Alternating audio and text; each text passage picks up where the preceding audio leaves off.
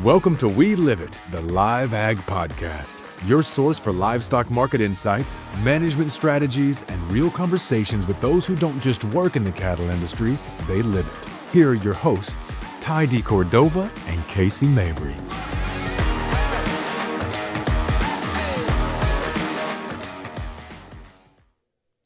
Well, welcome once again to the We Live It podcast here with Live Ag.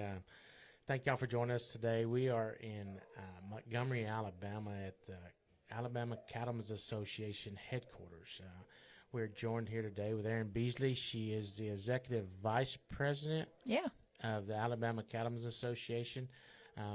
Once again, thanks for joining us out there on social media land. If you would hit that like and that subscribe button once again. There's going to be a day that I turn the camera around and I record the stuff that goes on behind what y'all see. And y'all know every time when I come on here, I'm laughing because the things they do behind that camera, it's pretty hilarious. So one day we'll swap this around and y'all can get a shot of Margot and Katie back there doing what they do. So, Erin, thank you for joining us. Absolutely. Thank you for hosting us here. We have our sale there today that starts at 1:30 on RFD TV and on live-ag.com. We have a little over right at 12,000 cattle on there today. Yep. A lot of good cattle from the southeast. A lot of big feeder steers and heifers over here that coming off that ryegrass. And yep. I mean, this was a perfect spot to come and host it. And we just thank y'all a lot. This is a beautiful building, 3-story building. We're on the 3rd floor. Anybody that's coming in to watch the sale today, we're up on the 3rd floor, and sale starts at 1:30. But tell us kind of a little history about this building. I mean, this is walking through. There's a museum here. There's all kinds of pieces. So. We're unique. I want to start, Ty, and just thank y'all for giving us an opportunity to be the host site for the sale. We enjoyed having y'all at the convention a couple of months ago, and so when we were approached about doing it here at the headquarter building, I couldn't think of any reason to say no whatsoever. Good opportunity for us to highlight what we have. We are unique as an association. As you mentioned, we've got a couple of things here that you probably won't see in other states, quite honestly, starting downstairs with our museum. It is a children's museum that teaches all about the beef cattle industry, and it has been in place since the mid-'90s and was a vision that our leadership had. We've had some tremendous vision since our inception in 1944 that's kept us unique and made us one of the premier state cattlemen's associations across the country. I'll just kind of run through the building here. I mentioned the museum downstairs. We're sitting in our office space here on the 2nd floor. And then, as you mentioned, we have the large space upstairs, which I think people will probably get a little snapshot of if they watch the sale today. Yes. But got a nice meeting space. As I was telling you earlier, not only do we get to host our own personal events up there, but we have just a slew of different things. One thing you'll notice about our location, I don't know if you looked down the road any or came past it, but we're 2 blocks from the Capitol building. We drove past it in a beautiful Capitol. I mean, that's just it's pretty. Yep, it's beautiful. So we're located very close to that. Behind the Capitol is the Alabama State House, which is where all the legislative work takes place in this state. We're very active in that environment, and so we are positioned just absolutely perfectly. And so because of that positioning, you can imagine we have a lot of legislative events that take place upstairs. We have anything from now feeder calf sales all the way to we even had somebody that had their wedding reception upstairs. Pretty neat. So we've got a lot happening. Yeah. Mentioning the Capitol right here, y'all are in session right now, and y'all are actively over there, I'm sure, on a daily basis trying to push this industry agenda. So kind of what are y'all working on as far as bills go and legislation goes? Kind of what are we facing here? Yeah, we're towards the end right now. Thank goodness. The end is in sight with the session. One of our lobbyists is over there right now. We have myself and Kayla Greer on our staff serve as lobbyists, and one of the reasons to be a member of the association is that we do governmental affairs and lobby on behalf of our producers and members. And so we right now with the session going on, in Alabama, they have 105 calendar days to meet up to 30 days. So that's kind of how it runs. Okay. It's in the spring. Depending on the year we're on, they start either in January, February, or March. This year they started in February, and we're on the last 5 days right now. So those should get done the next couple of weeks. But a couple of things that we've been working on, we've worked against a couple of bills with a few that we felt like were going to be negative for our producers. Felt like it would put our folks, for example, we've been trying to work with the Vet Medical Association. They were trying to update the Alabama Veterinary Practice Act. Felt like there was some language in there that would be very restrictive for our producers and also for veterinarians. And so trying to work with them on that. Working with the Deer Breeders Association. You wouldn't think that there'd be work done with them, but again, we have to look out for the safety and the regulatory environment for our folks, make sure that our cattle are healthy so they can be sold in sales like you guys have. So we've been working on some budgetary items to try to get some more money in the budgets that are positive for the beef cattle industry. One of those particularly is an increase in our general fund budget that will be for our local soil and water districts and counties to be able to fund cattle handling facilities at the local level. Okay. So, young producer trying to get into the industry, we want them to have good facilities. And so that's something that we feel like is a good program that's taken place. And so we asked for some additional money there. And then you and I were talking about your daughter being involved in FFA earlier. We work and make sure that there is money in the education budget for our FFA and our junior cattlemen participants as well.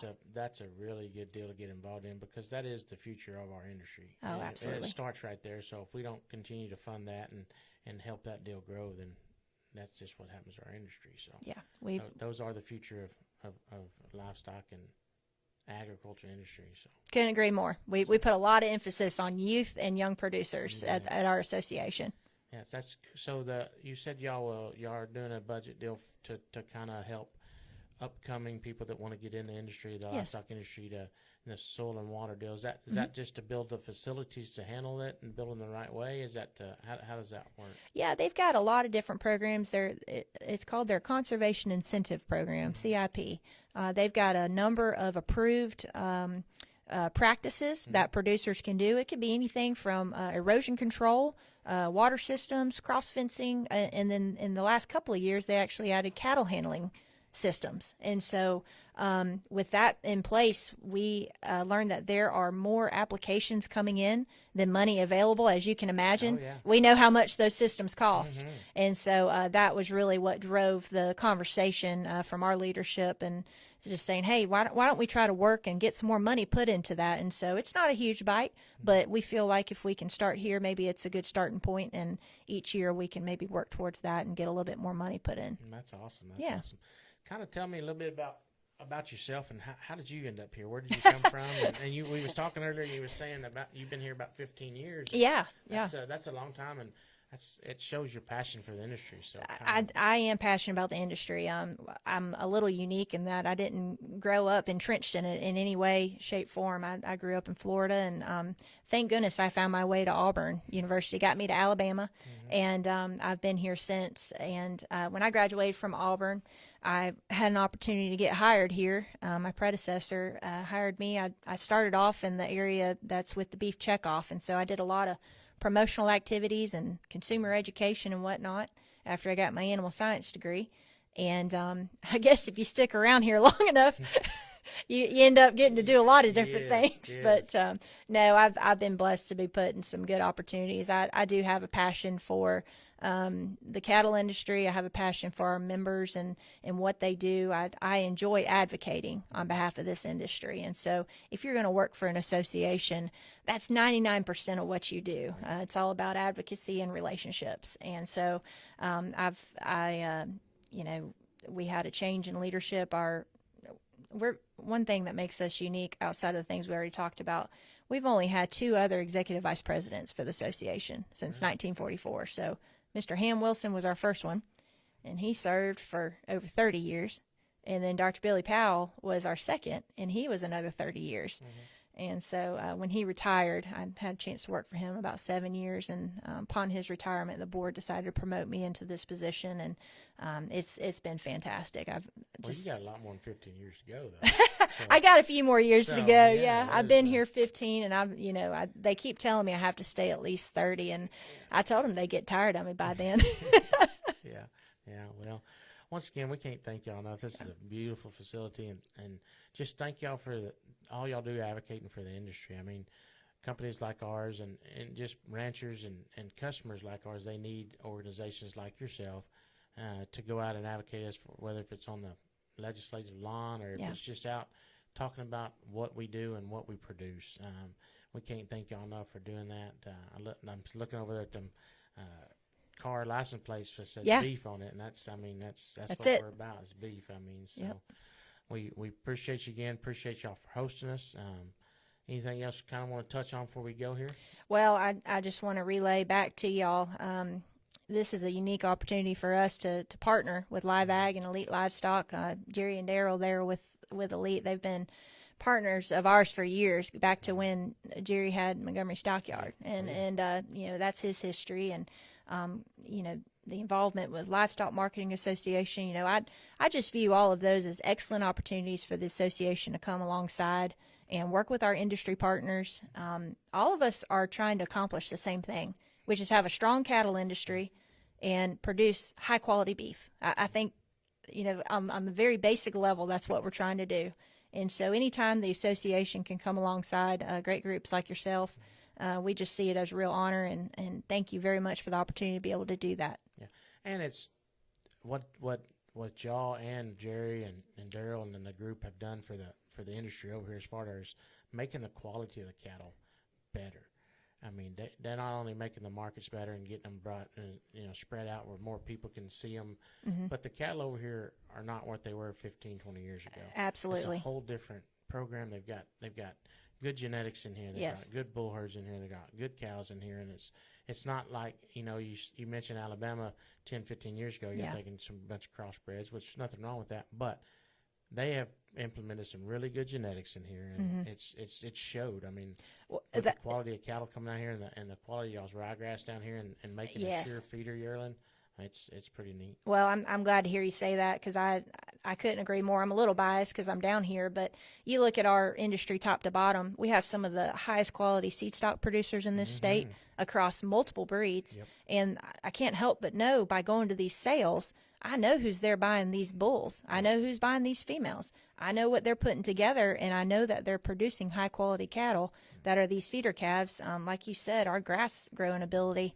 boy, we've had a good ryegrass year. Second to none down Oh, there. man, it's been great. And so the way that the market works together and the sectors work together, we do have an ability to produce some really nice load lots of these heavyweight feeder calves. And it's good to hear that folks that maybe don't live here, they are recognizing that quality, because I think that it's been implemented, and I think it's really showing in the type of cattle that we're sending out of the Southeast. Yeah, this market today will be really, really good on these bigger feeder steers and heifers, and they'll go all across the country. Everywhere. They won't just, it's not like this one or two guys will be sitting about them.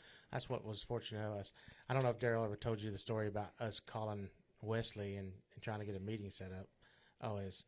Daryl was mad. He was going to come to Texas and whoop on us because he thought we was trying to take Wesley away from him. But all we was wanting to do is sit down and Can't visit. Take Wesley. No, he was like, y'all ain't come taking my young. I'm going to train this boy. Y'all ain't come taking my young. Yeah, Wesley's been there a while. Yeah, but no, great group of guys. They do. Yeah, they are. I mean, and their business is just evolving and growing steadily every day. So anybody out there listening, if you're over this way and you want to get in contact with them, you can find them on our website at live-ag.com or just looking up at Elite Livestock Marketing. They're doing a fantastic job for us and with us, and we can't thank them enough for coming on. So we're proud to see the progress, that's for sure, and the success. So congratulations to all of y'all. Thank you once again. Appreciate you. Thank y'all for tuning in with us and watching us once again on social media world. Once again, as Katie would remind me to say, hit like and subscribe on the buttons up top. Before I leave, I want to do something. I want to be sure to wish my lovely wife a happy birthday. Today's her birthday today. I don't want to miss that. So happy birthday. I love you. Once again, God bless, and we live it.